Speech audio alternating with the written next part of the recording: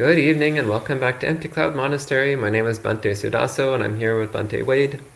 And we're the resident monks here at Empty Cloud Monastery, two of the resident monks, and we're here to answer any questions you might have. As long as they're related to Buddhism, then we'll do our best to give potentially useful responses. So we'll start by paying homage to the Buddha, and then I'll go through questions. So feel free to go ahead and type in questions as soon as you're ready, and we'll answer them after paying homage to the Buddha. Namo tassa bhagavato arahato samma sambuddhassa. Namo tassa bhagavato arahato samma sambuddhassa. Namo tassa bhagavato arahato samma sambuddhassa. Buddhang dhammang sanghang namasami. And hello to the people who have checked in so far. Hello to Anna Maria, Kevin, Mary, Gita, Sud, Karuna, Bhumika, Kumu, and Joseph. Hello to all of you. First question here. So Ana Maria says, greetings from Spain. Well, greetings from the United States. Regarding your discourse this morning, can you find safety in walking/living the Dhamma, not just in being fully liberated? Also, what is a neutral sensation? Is it connected to equanimity? If not, can you please define equanimity? Okay, so two different questions here. Can you find safety in walking/living the Dhamma, not just in being fully liberated? Yes. Of course, ultimate safety is only in full awakening. And the first irreversible safety is in the first stage of awakening. But just in living a life of Dhamma, a life founded in principles of Dhamma, you'll find that your fear diminishes dramatically. Your sense of safety improves dramatically. You'll find that situations which previously would be disturbing or upsetting or frightening or agitating to you, you'll find you keep a sense of serenity and ease and clarity in those situations. And you'll also find that people who might previously have been unfriendly or even hostile towards you, when your mind is well rooted in Dhamma and you've been living a life rooted in Dhamma, then inexplicably those people will be less hostile and possibly even friendly. So yes, absolutely. Living a life grounded in Dhamma does bring a sense of safety and security, a sense of ease into our daily life. So yes, absolutely. Do you have anything you want to add to that? No. Thanks. Okay, maybe you can take this next one. Ana Maria asks, what is neutral sensation and is it connected to equanimity? If not, can you define equanimity? Sure, okay. So neutral sensation is one of the three kinds of sensation according to the suttas. According to the suttas, the Buddha said that there is pleasant sensation, sensation being vedana, usually translated as a sensation or feeling. And so pleasant, unpleasant, or neutral, neither pleasant nor unpleasant, being neutral. And so it isn't necessarily related to equanimity. As I recall in the sutras, it says that if one is not mindful, if one is deluded, then neutral sensation is experienced as unpleasant.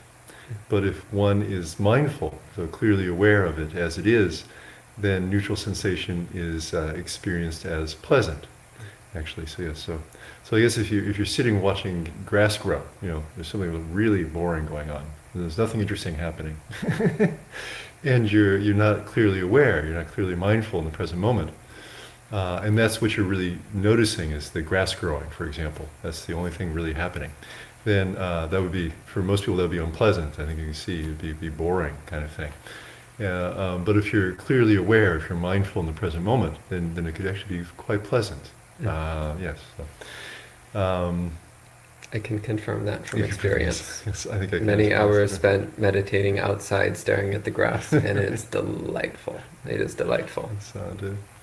So, yeah, so not directly related to equanimity actually, but in terms of equanimity. So, what is equanimity? Equanimity is it is not about the sensory experience that you're having, or about your physical sensations, for example, and other sensory experience, but it's about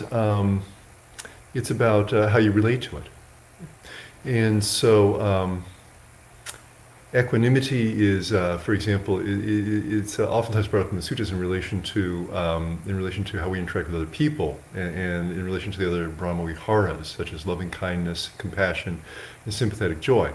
But it also could be applied to our sensory experience as well. So, say for example, you're watching grass grow. So something that could be seen as really boring. Or say you're having a physical sensation that you're not having a physical sensation that's pleasant, and you're also not having a physical sensation that's unpleasant, just kind of a neutral feeling, and it's nothing very interesting. But you could cultivate equanimity with regard to the sensory experience. So, say you're bored with it, or you feel like, well, I wish you're feeling restless, or something like this. You could cultivate the equanimity by looking at the positive aspect of it. This is it has kind of a balancing effect. It's recommended in the suttas. You look at what is pleasant, what might be experienced as unpleasant. So, for example, you might think, well, this is this really nothing going on. Having a sensory experience such as a physical sensation that's totally uninteresting.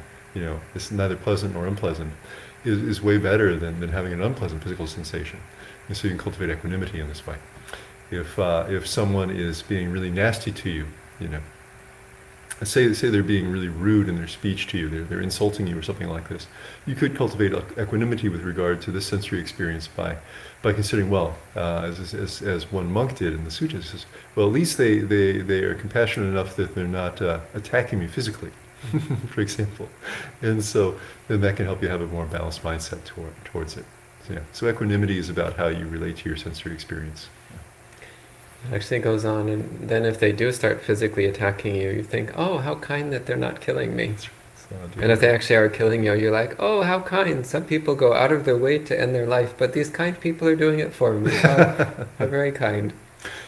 So it's always cultivating that mind of kindness and appreciation. There are other aspects to equanimity as well, perhaps I should add. But this is with regard to what comes to mind with regard to sensory experience. There are other kinds of equanimity, for example, considering that in comparison to loving kindness, for example, where we wish that other beings be happy, the equanimity related to this kind of Brahma Vihara or divine abiding might be, or would be, is defined in the sutras, considering that all beings are the owners of their karma. So, for example, if we can't help someone be happy who's suffering, we might have to consider, well, all beings are the owners of their karma, and this is a cause and effect relationship playing out. So there are different aspects to equanimity. It's just another example. Okay. And Kevin asks, is learning Pali really worth it from a lifetime perspective of teachings? And what would you recommend to someone trying to learn it from the beginning? Well, first off, is learning Pali really worth it? Absolutely yes. Yes. So learning Pali is something which has massively enriched my monastic life, but also my Buddhist life in general. So even if I wasn't a monk, I still would be enormously benefited from having learned Pali.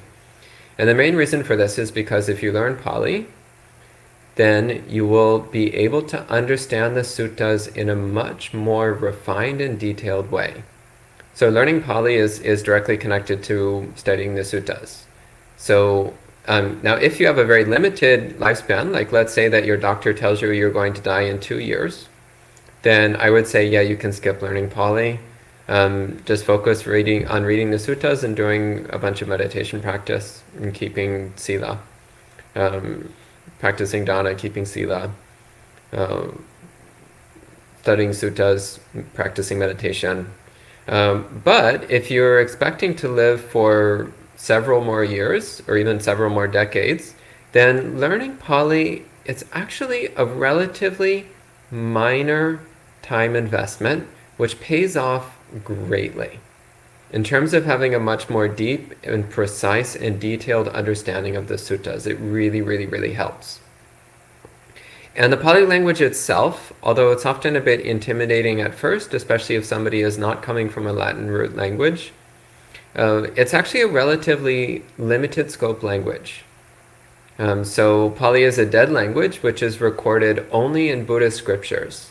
So it actually has a quite limited vocabulary, and also it's highly internally consistent. So it's actually much easier to learn than people think it is. Also, anyone who has studied Latin usually has an easier time picking up Pali because the grammar is similar.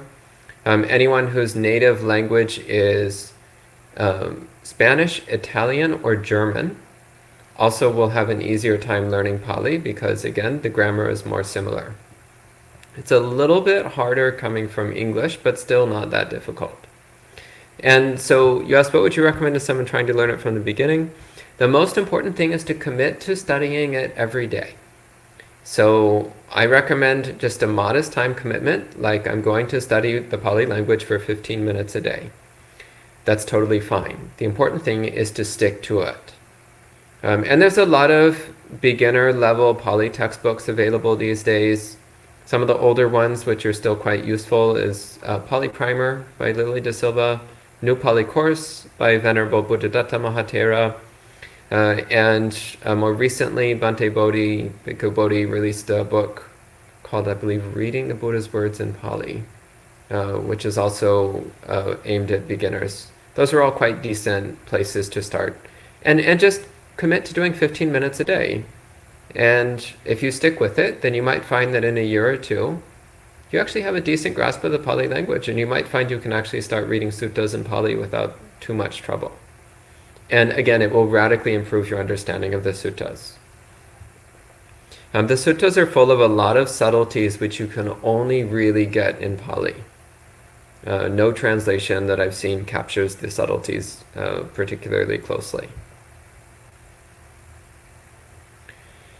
Okay, and Joseph says, I found another example of horrified, disgusted, and humiliated. So that's a translation of a string of words.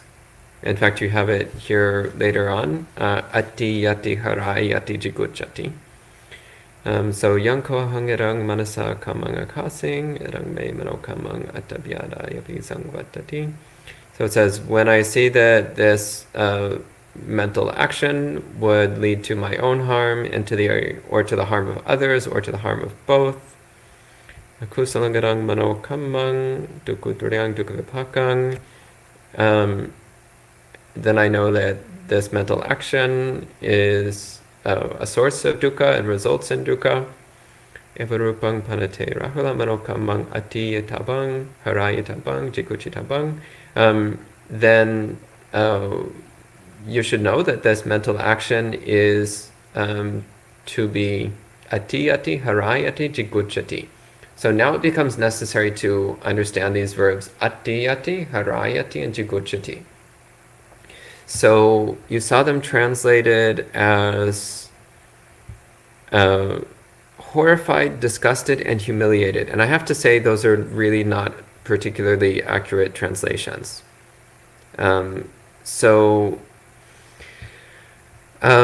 Jiguchati means to avoid. And in fact, it was used during the time of the Buddha. Jigucha was used to refer to ascetic practices which involved abstaining from or avoiding ordinary things, like particular kinds of food or sensual activities. So jiguchati doesn't really mean disgusted. It means more like avoiding from or abstaining from or not being interested in something, like turning away from something. Harayati means to see something as shameful. So to see it as embarrassing. So just like if you realize you're going around and you suddenly realize you have a big dirty stain on your clothes, like you're maybe you're at a formal occasion and you suddenly realize there's a stain on your suit. Oh, that would be embarrassing. Well, in the same way, when you realize that you're engaging in corrupted mental activities that harm yourself and others, well, that's embarrassing. That's shameful. So seeing those mental activities as shameful, as embarrassing. Similarly, ati. So that means to see something as harmful. So recognizing it as harmful, then naturally we want to avoid it. We want to stay away from it. So it's important to understand that ati, harayati, jiguchati, these are all talking about wholesome mind states. The wholesome mind state which recognizes something as harmful, as shameful, and as to be avoided. So these are all functions of wisdom and conscience. So the wise functioning of the conscience, which recognizes something as harmful, shameful, and important to avoid. So this is the calm, cool, peaceful, wise mind, which knows right and wrong. So translating it as horrified and disgusted, it's like, well, that doesn't sound like a wise, peaceful mind. That actually sounds like a mind of aversion, a mind of hostility, which is not what the Buddha is talking about. So this is actually a great example of where having a more refined understanding of the Pali language really helps to get a clearer understanding of what the Buddha is talking about in the suttas. Okay, so Dharmika has a question for Bhante Wade. How to overcome worry and restlessness that result from day-to-day problems of lay life while practicing meditation?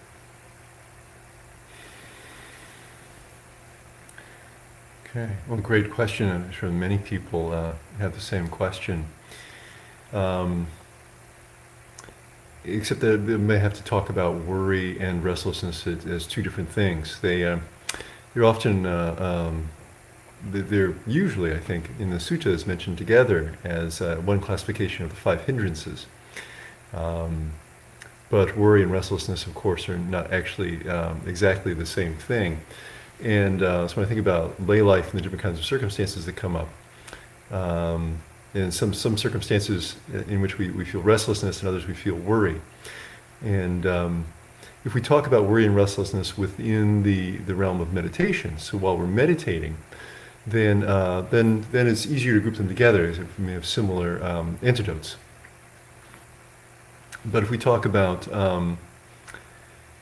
what we actually experience in day-to-day life, in different circumstances in which we experience worry and different circumstances in which we experience restlessness, then we might want to distinguish a little bit.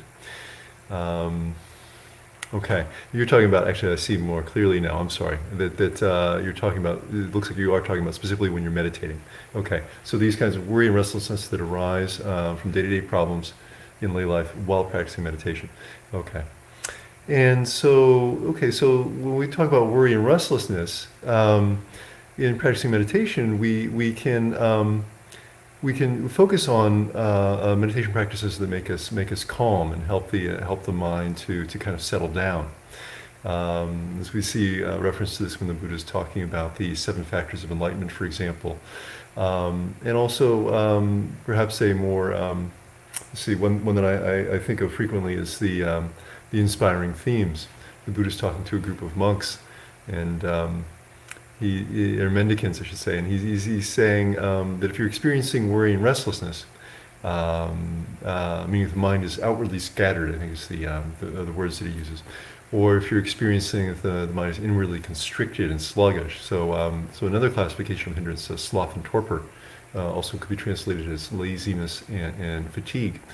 And he says to practice the inspiring themes, which have come down to us in the Theravada tradition anyway, to be known as the recollection of the Buddha and the Dhamma and the Sangha, and the recollection of our generosity and our morality, and the recollection of the Devas. So these are 6 different themes, meditation practices. We did a guided meditation just Wednesday evening on the recollection of the Buddha, and a much-loved meditation practice within Theravadan countries. And so perhaps you'd like to check that out and try practicing a little bit and see if it works for you.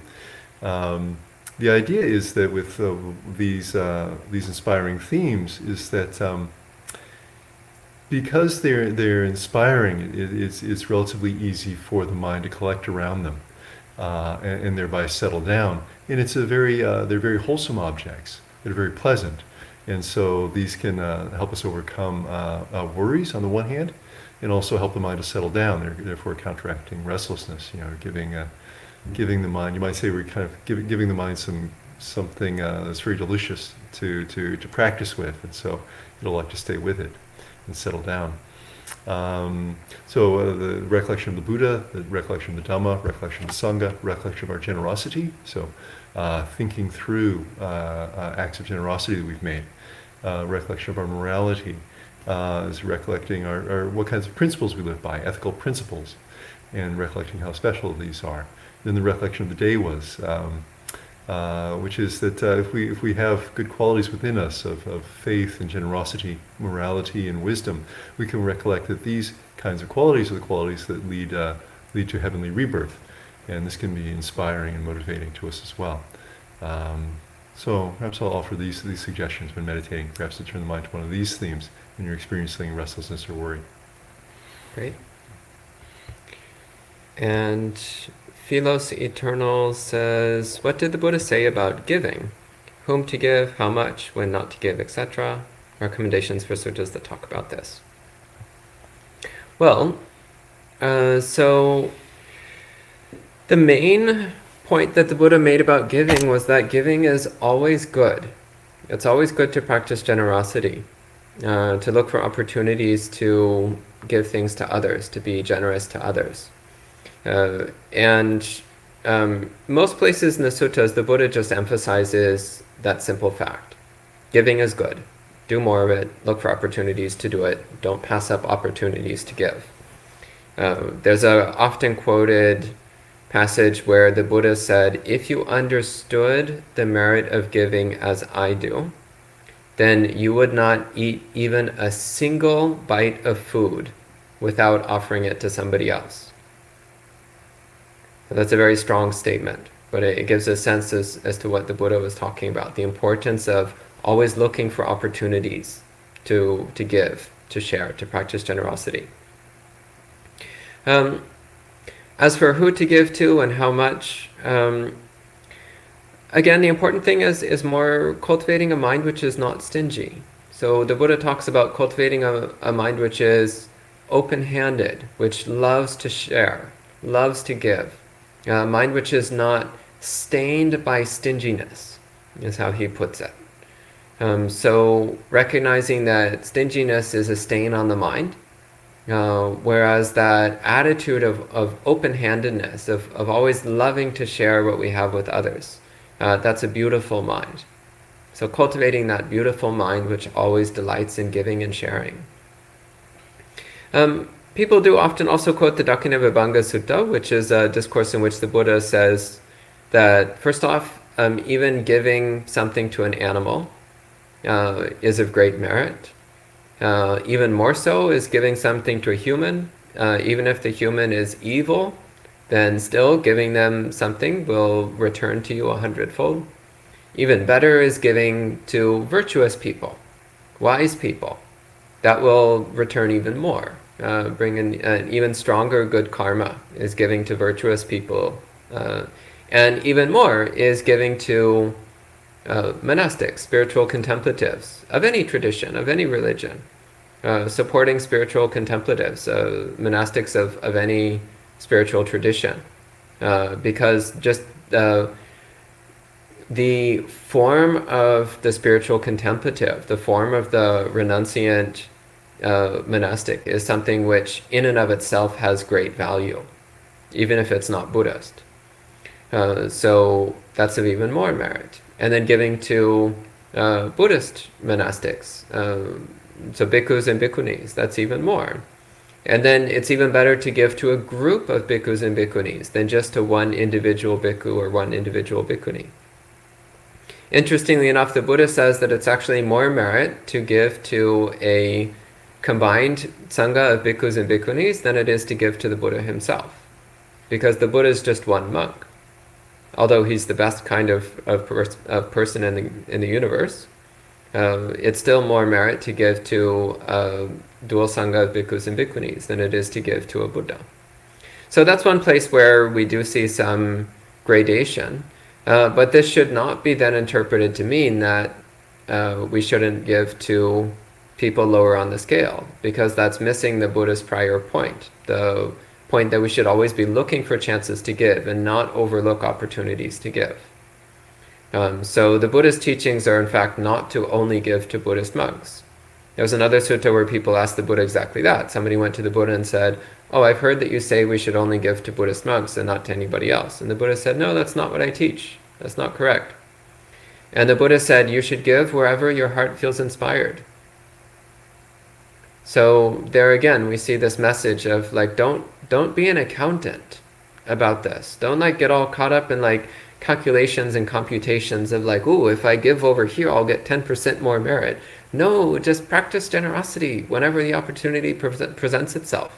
Cultivate the kind of heart that loves to give, that loves sharing. And when you see an opportunity, then jump on it. Even if it's not the maximum merit points, well, that's okay. Just take the opportunity, whatever it is. And again, there's many suttas that talk about generosity, so I just mentioned a couple, but if you read the suttas, you'll find the Buddha is constantly praising generosity and speaking in the value of generosity. Okay. And Dharmika says, people and conditions will be causing problems. No, they don't. You cause your own problems. So look at your own mind. When you want to see the source of all your problems, look in your own mind.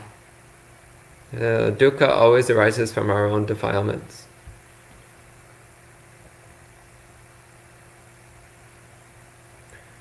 Okay. Kumu says, can you explain what is meant by a sankhitta chitta, a constricted chitta? This chitta is given as one of 16 chitta states explained under Chittanupassana meditation in the Mahasatipatthana Sutta. So sankhitta, it's given as the opposite of vikhitta. And vikhitta means scattered or dispersed. So sankhitta literally means drawn together. Or held together. So one understanding is that here sankhitta has the sense of a unified mind or a collected mind, because that would be the opposite of a distracted or scattered mind. The problem is that the word sankhitta, when found elsewhere in the suttas, normally has the meaning of constricted in the sense of excessively narrow, or in the sense of something which is cramped. As opposed to spacious. So normally the word sankhitta has a distinctly negative connotation. So this is where there's this debate with the Satipatthana Sutta. Does sankhitta chitta mean a good thing, a mind which is collected and unified? Or does it mean a bad thing, a mind which is narrow and constricted? And the truth is that it doesn't matter, because that's not the point of this section of the Satipatthana Sutta. The point of the Chittanupassana section is just to be clearly aware of the current condition of the mind. So whether sankhitta means unified or constricted doesn't actually matter. If the mind is unified, know that it's unified. If the mind is constricted, know that it's constricted. So it doesn't actually matter the exact meaning of the terms in that list. The point is to be clearly aware of the current condition of the mind. So this is actually one of the rare cases where a detailed understanding of Pali won't actually help you understand it any better, because it's actually distracting you from the point of that section. I don't know if you heard anything on Sankhitta Chitta? No. Okay. I mean, one of these obscure little things that people sometimes argue about. See, the exact term I can't remember. I remember years ago when Ajahn teaching about the 6 pairs in the Abhidhamma, and that it related to this, but I can't remember it well enough. And I never got into Abhidhamma, so I can't really talk about it. Right, okay. Okay, Rebecca says, last week I asked about the line, let them be able and upright from the Metta Sutta. Is the Pali word sakko able used as a verb or an adjective? Is the meaning of the line close to they're able to be morally upright, very upright? Yeah, morally upright, very upright. That would be a more accurate translation.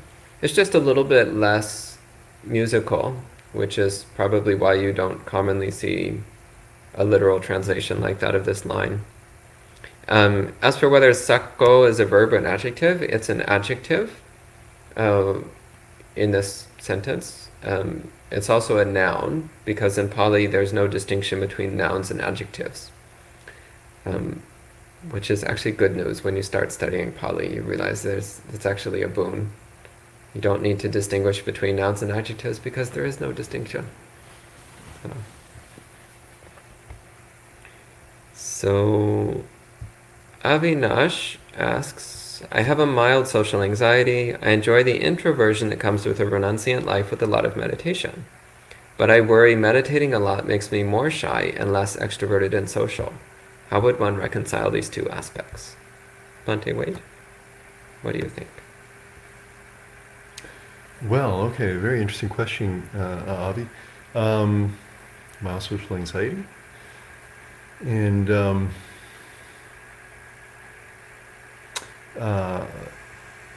okay, I'm just trying to go through the question. There's some things for me to ponder with the term mild social anxiety, and then you're mentioning the renunciate life. And so I wonder if you mean that you're still living lay life, but you live try to live in a relatively simple way. Sometimes people use that term to mean more specifically the life of someone who's gone forth from the home life, you know. But okay, and so it appears that you think that actually your meditation is making you more shy and less extroverted and social. And while I can see that perhaps meditating could make some people less extroverted and less social, I wouldn't normally expect it to make people more shy. In the sense of shyness making someone more self-conscious, perhaps, or aversive to contact with others.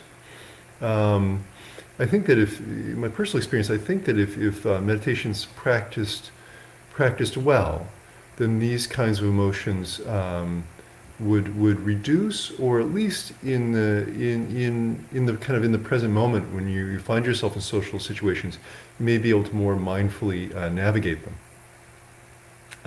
and not let them kind of dictate what you do. And so maybe if we look at that a little bit, if you look at that while you're meditating and in your daily life, what kinds of emotions are you experiencing, and are these things like self-consciousness or aversion and so on, and can you be mindful with them and see if they dissipate or see if they're less powerful? The idea being that while it can be good to be secluded and to spend less time socializing, especially in frivolous ways that aren't really getting you anywhere, that there are times when we do have to interact with other people, and we can be very skillful to do so, and we want to be able to do so in a way that's wise, you know, and not be hindered by emotions like self-consciousness or aversion. And so if you can look at that in your meditation and in your daily life, if you're clearly mindful, can you overcome these kinds of things? If you are actually experiencing aversion to interacting with other people, might it be appropriate to practice some loving kindness meditation sometimes? Yeah, so these are some ideas. Okay. I would also just add that there's nothing inherently bad about being introverted and nothing inherently good about being extroverted.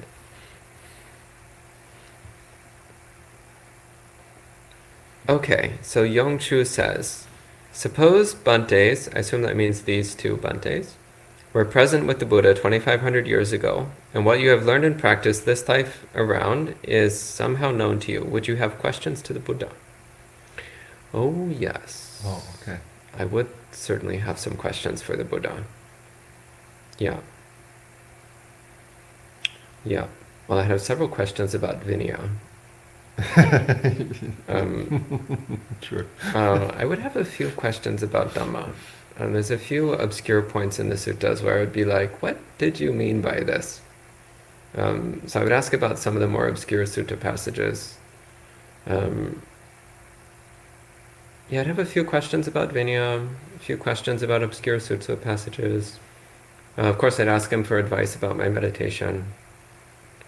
Yeah, things like that. Yeah. Would you have questions for the Buddha? Sure. Yes, I think all those kinds of categories. Yes. Yes. I wonder if Yong, if you could. I wonder if there's something more specific in your question that you're wondering about. So I'd be open to hearing a more specific question. But, Okay. And let's see what other questions we've got. So, Sister Sunny Free Spirit, I love your name. I wish that was my name. Sister Sunny Free Spirit. Isn't it just delightful? Like, I just feel myself getting happier just with that name. It's delightful. What would that name be in Pali, Bhante? Oh, I'd have to think about it. There's a few ways you could write that in Pali, but they would all be long and messy. Long and messy, okay. Yeah. So, Sister Sunny Free Spirit, oh, that just fills my heart with joy just saying it out loud. Says, is it okay to practice multiple Buddhist traditions? I understand they vary slightly. Well, I've answered this question many times. I'm curious what you think about it, though. Well, if it's not okay, I guess I'm in trouble.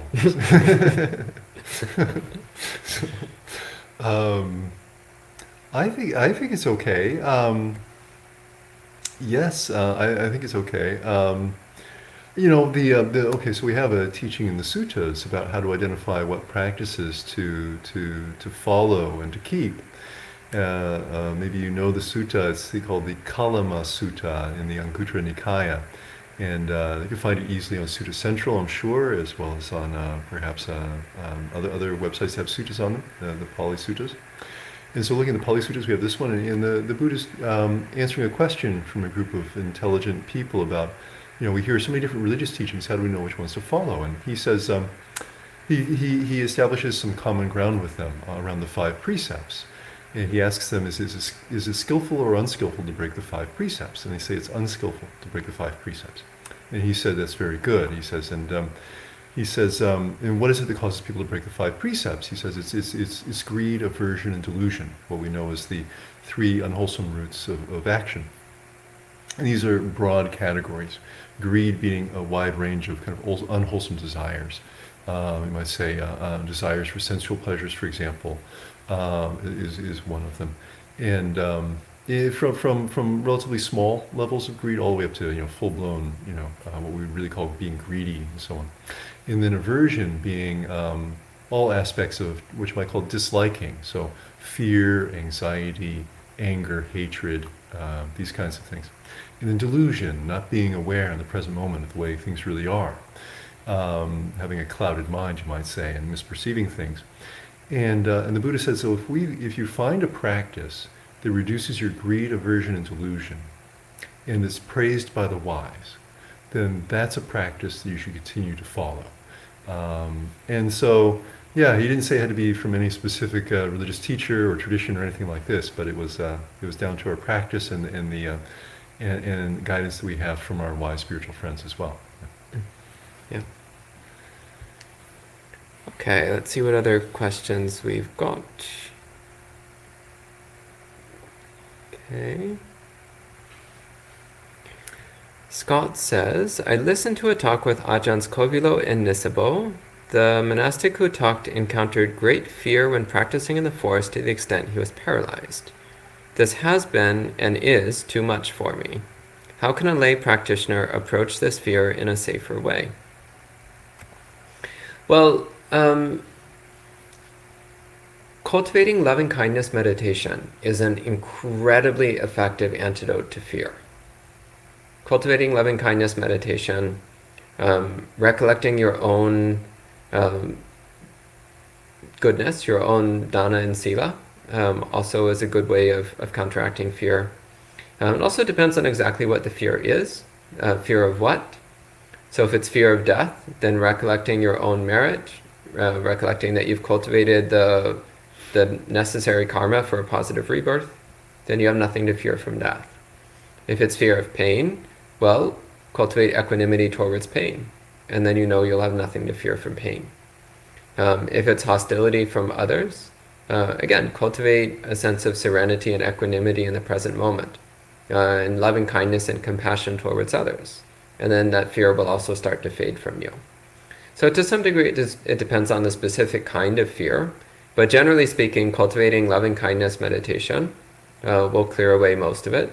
Recollection of Buddha, Dhamma, Sangha, your own virtue and generosity will clear away a lot of it. Recollection of your good karma as a basis for a positive rebirth will also clear away a lot of fear. And often a great way is actually just to directly confront it. So if you feel fear from sitting alone in the forest, great. Now you know what you're going to be doing this weekend. This weekend, you're going to drive out in the middle of nowhere and spend a weekend sitting alone in the forest. And at some point you'll realize, oh, it's actually fine. All of this fear is just a weird story in my mind.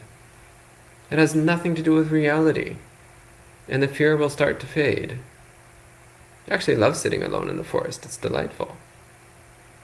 You're actually in far more danger in a city than you are in a forest. And forests are actually remarkably safe places. Not that you should feel fear in cities either. Ideally, we're trying not to feel fear anywhere.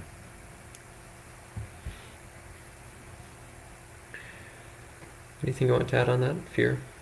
So I think this idea of confronting it is a good one to mention. You know, all those ideas were great, and I think confronting it might also be framed as what they call exposure therapy. I think, right? I wonder if that's the term they use in psychiatry. You know, if you have a fear of heights or fear of these kinds of things, if you can expose yourself to it over time, then you become more used to it. It's just as you're saying, you know, Bhante. And so, remember, my father he had a fear of tarantulas.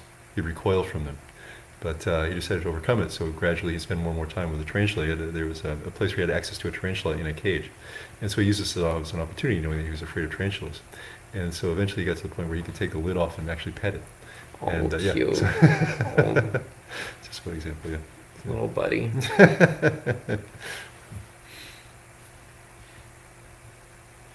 Okay, so Sud says, what do you think about several short meditation sessions throughout the day versus long meditations? For example, is it better to meditate in 3 1-hour sessions versus meditating 3 hours straight? Or several 10-minute sessions versus an hour at once? Well, I mean, generally speaking, the important thing is that you keep up your meditation practice. So if you find it difficult to do longer periods and it's easier for you to do multiple short periods, then that's great. If you find it easier to do long periods, but less often, that's also great. The important thing is that you keep practicing your meditation. And there are benefits to doing long periods of meditation. Generally speaking, the longer you stay in the meditation position, then the deeper your concentration will get, generally speaking. And also, there's a particular value to doing very long sessions. So like you mentioned, a 3-hour session, I really do recommend anyone who's serious about their meditation practice, at some point, you should spend a few days where you do 3 to 4 hour long sessions. Just sitting without moving for 3 to 4 hours straight, every day for a few days. It really is incredible what you can learn about your mind and how much it can improve your meditation practice. So long sessions are really helpful. But there is also value to doing short sessions multiple times throughout the day. This is especially important if you have a tendency to lose your mindfulness or lose your serenity as the day goes along. Then taking a few minutes spaced several times throughout the day can really help to kind of connect you back to your higher ideal of serenity and kindness. So yeah, if you have a kind of busy day with a lot of distractions and complications, then doing several 10-minute sessions throughout the day could be really helpful to keep you grounded.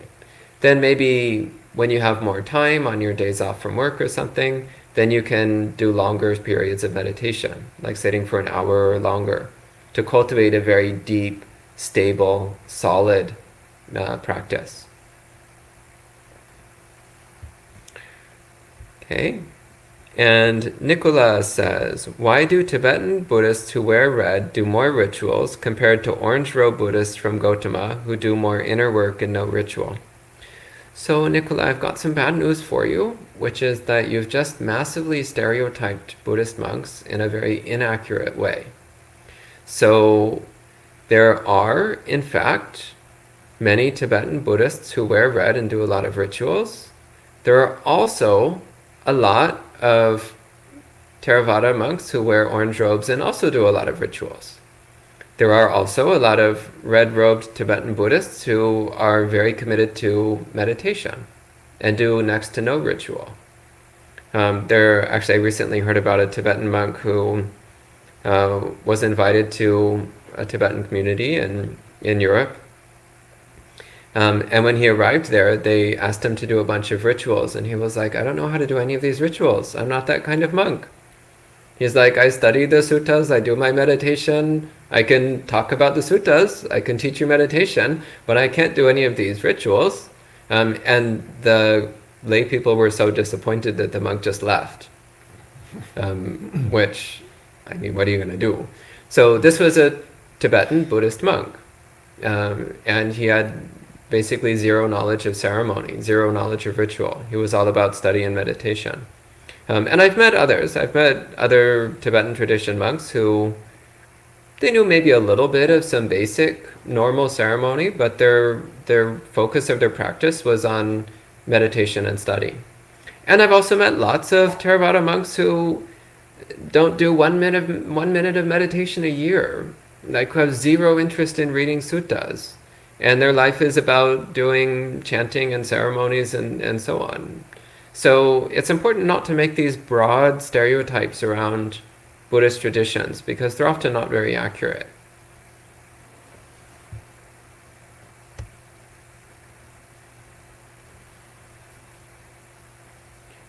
Okay, Joseph says, trying to purge the mind of cruel thoughts, but I'm noticing if I visualize sunshine metta rays at people and think, don't turn into heat rays, they usually turn into heat rays and I start panicking. Do you have some advice for our friend Joe here? Okay, interesting, yes. Right, okay, so, well, I wonder if you were to simply focus on the metta, if you could try to more continuously focus on the metta. If I take it really literally what you've written here, it sounds like you sometimes switch to thinking about, let me not, basically maybe not have cruelty for this person or anger or something like this, and then you slip into it. Perhaps you're having an experience of, like they say, don't think of pink elephants, Then what's the first thing you think of? You think of pink elephants, and somebody says that, I wonder. This can happen in meditation, that if you allow the mind to slip off of the theme that you're trying to practice with, the whole thing can unwind. You can lose it all. Even if you're getting really well concentrated, for example, on the breath, let's say, and the mind is really settling down, and you could be surprised at how calm it's gotten and how focused on the breath it is. And then you start kind of getting excited about this and start celebrating. You say, wow, I can't believe how focused my mind is now on the breath, and wait till I tell my teacher, this is fantastic, my meditation is finally coming together. And then you realize, wait a minute, now I've lost it. And so perhaps this is an issue here with allowing the mind to slip off of the loving kindness and get caught up into don't turn into heat rays, as you said. And perhaps you have some fear of or disliking or aversion for cruelty to come into the mind, or aversion, and that's another thing to look at. That's maybe why the mind is going there. Don't let this happen. And if we can be more at peace with the variety of kinds of emotions that come up in the mind, and at least if we have the restraint not to act on the kilesas, then we can feel more comfortable, like, okay, well, sometimes negative emotions, defilements will come up, and that's natural. But at least if I don't act on them, then I'm not making bad karma. And over time, I can learn to, just be with the defilements. And in fact, I'm sure you know, Joe, it says in the suttas, in the Ovada Patimokkha, that patience, patient endurance, is the supreme austerity. And I think you'll see that if you're patient with something like cruelty, you see that over time your patience grows, and over time the cruelty kind of wanes. And so these are some ideas to practice with. And most of all, don't be afraid of the kilesas. Don't be worried about the kilesas. As long as we have enough restraint not to act on them, then they're not really so terrible. They can't really beat us.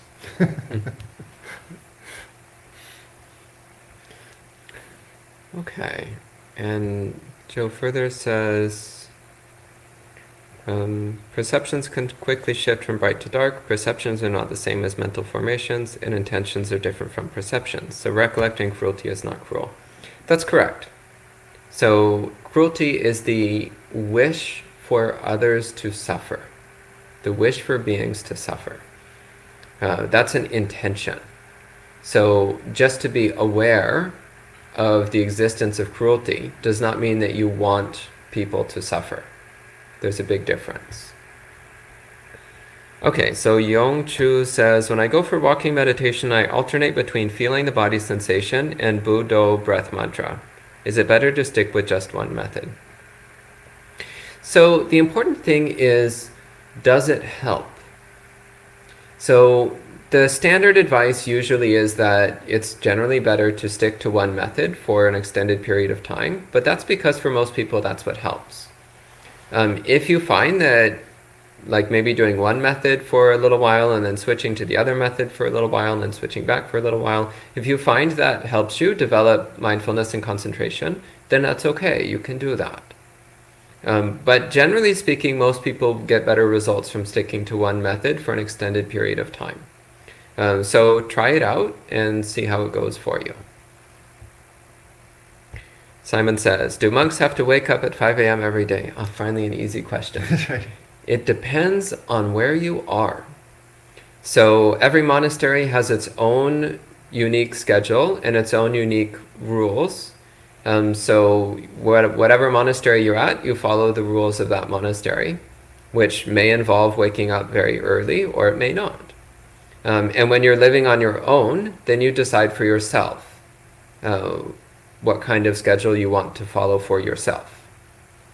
So it's very dependent upon location. And Nicola says, have you come in contact with people who practice occult? And should we avoid gaining powers in our spiritual pursuit?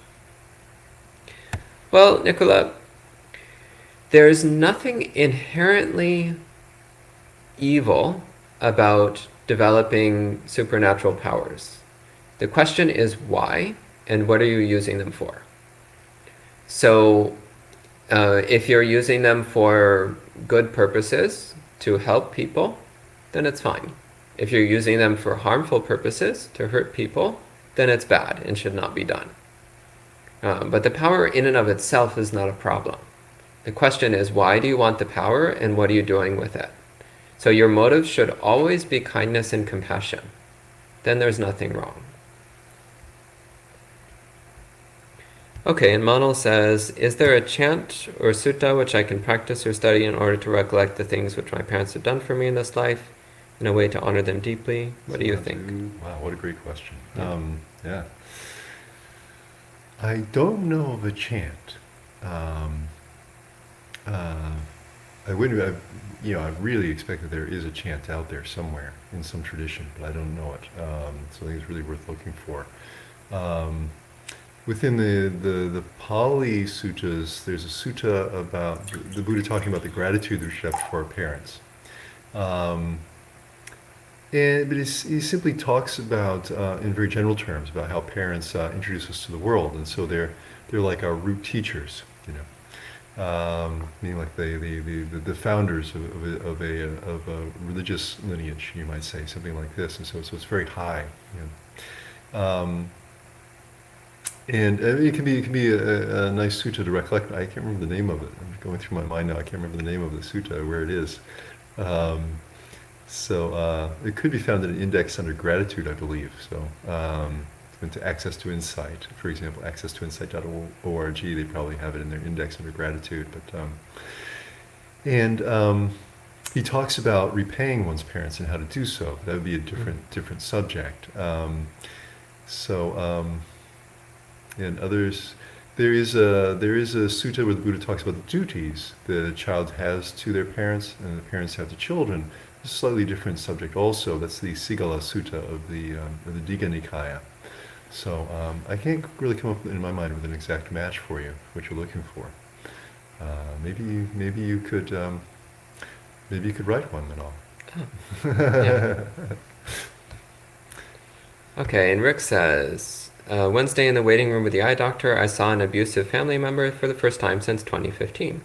I was happy that I felt no fear or aversion. I felt loving kindness and wished them well. Congratulations. That's good news. And Rick says, this is a direct result of practicing years of loving kindness meditation toward them. Yeah, it works. Metta practice really works. Says, can you share other similar validating experiences of the power of metta practice? I mean, just the fact that I no longer hate most of the people I encounter.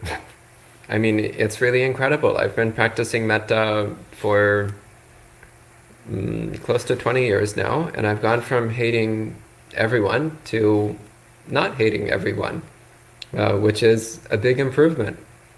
So, yeah, it really does make a big difference. I think I went from hating 99% of people down to hating only about 95%. Oh, gosh. Kidding. I don't hate anyone these days. So actually, it's actually really remarkable that I can even say that honestly, that I don't hate anyone, because that certainly didn't used to be the case. So it really does work. And it makes the mind so much happier and calmer. And it also leads to clarity of mind, which is surprising. Because metta practice is very soft. So you would think it would also make the mind blurry, but it actually has the opposite effect. Because the mind is happy and relaxed, and it's not hostile towards our experience, then the mind is actually fully aware of what's going on and fully able to engage with exactly what's currently going on. So when the mind is free of aversion, it's much more capable of being present and aware. So yes, it absolutely does work. Just mind-blowing. I actually don't hate people anymore. That's incredible. Yeah. That's great. Okay, Mary says, in some faiths, numbers have a meaning, such as 18 means life in Judaism. Do Buddhists have any numerical symbols? Not really. So there's no mystical numbers in Buddhism. Also, we have too many numbers. Like, basically give any number between like 1 and 100, and there's some significance to it somewhere in Buddhism. But there's nothing in particular about it. So numbers themselves are just numbers. They don't really mean anything.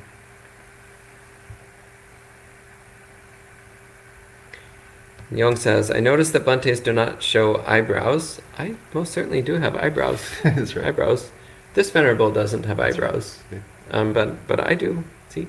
Now mine are nowhere near as impressive as Bhante Bodhi's. Bhikkhu Bodhi's eyebrows are unbelievable. These massive bushes exploding out from his forehead.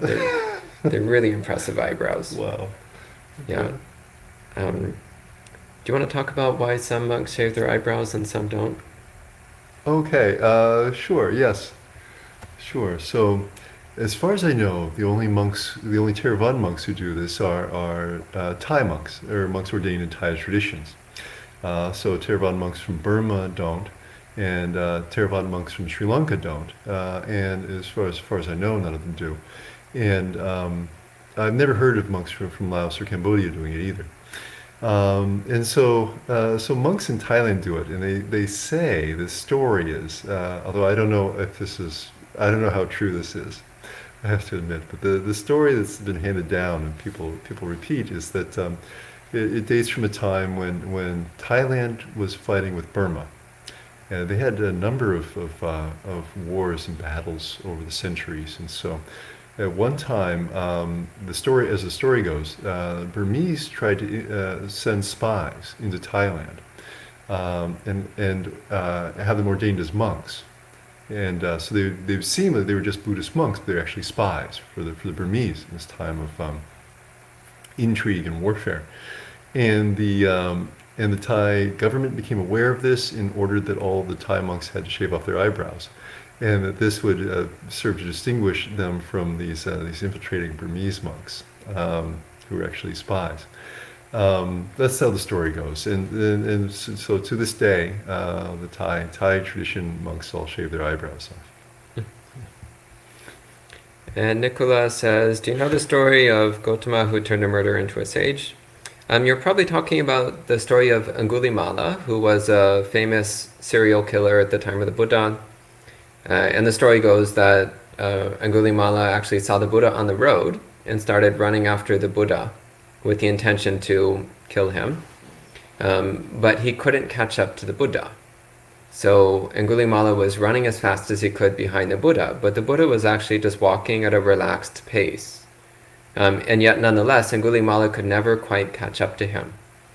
And finally, Angulimala got so frustrated that he yelled out, "Stop! Why won't you stop?" And the Buddha says to him, "I have stopped. Why don't you stop?" And in that moment, Angulimala actually stopped. And he actually stopped not just running, but he also stopped his murderous impulse, and he stopped his current way of thinking, and he actually looked at his mind, and he realized what an incredibly terrible mistake he'd been making with his life. And in that moment, he stopped killing. And in that moment, he asked to become the Buddha's disciple. And he did, and he eventually attained full awakening. So the standard discourse for this is called the Angulimala Sutta, from the Majjhima Nikaya, which gives a relatively clear description of the story. So what I gave you now is just a brief snippet. There's a longer story in the suttas. So Angulimala. Okay.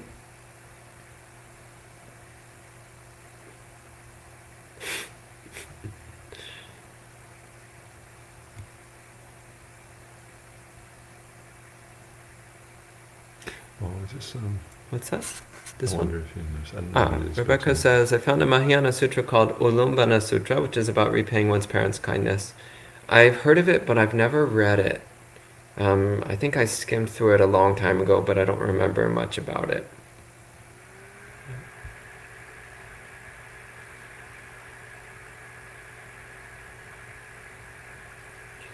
And it looks like that's the last of the questions. So I think at this time we'll go ahead and conclude the monk chat with 3 more sadhus. Sadhu, sadhu, sadhu.